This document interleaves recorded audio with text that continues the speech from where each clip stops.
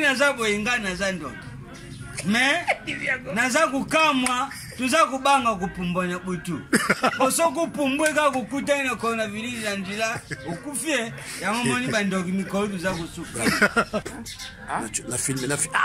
bon les gens ont grave ça ayebike pa ya to apa grand voya mwana ya liaka maliaka mbonga boke ngasa ebisa papa oboya masanga pamba grand voya ça na ça pas masanga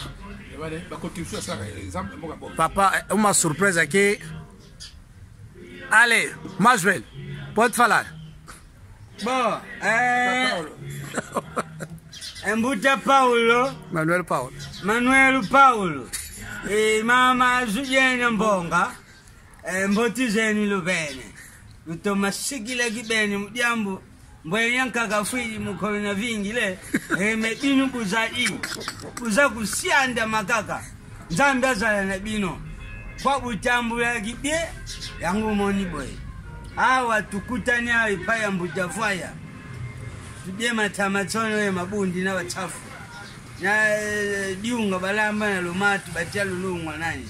Dongi na kukuanga tusekani na ngwawa tumeliba mai. Dengu moni bisubo.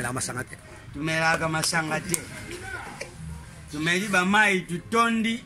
Donc tuza kusola na mutakangani na kona vingi lawa me na beti la kie kopi na vyana akuzwa batona useya zako yana bwato na bwato akukuma na ye bandedi akukuma so kitu kumile ndizi alungwe ti bandedi bokumona ye na putu engetata Manuel Paulo na Julienne nani Mbonga mboti zene zao jina luzala bie na kutindila binu mafuluete buja mama temo zabie ba mama temo zabie butindila nganya na YouTube soki na WhatsApp soki ngwa mantemo mboti kenya ata tata mikuna banga te mbutavaya zana bie azabie azakujana ya zakulala bie donki ndengi atika bisuna mbutavaya ndengi tuzalie enge pengo ntemo donki di miere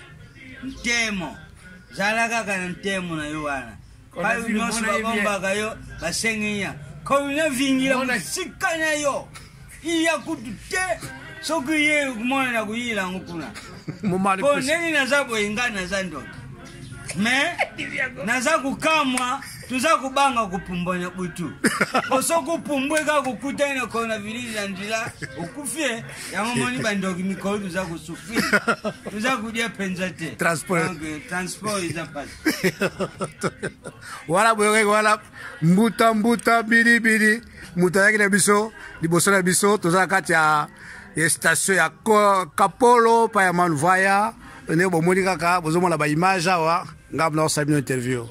Merci beaucoup. Finda ngani papa voyo.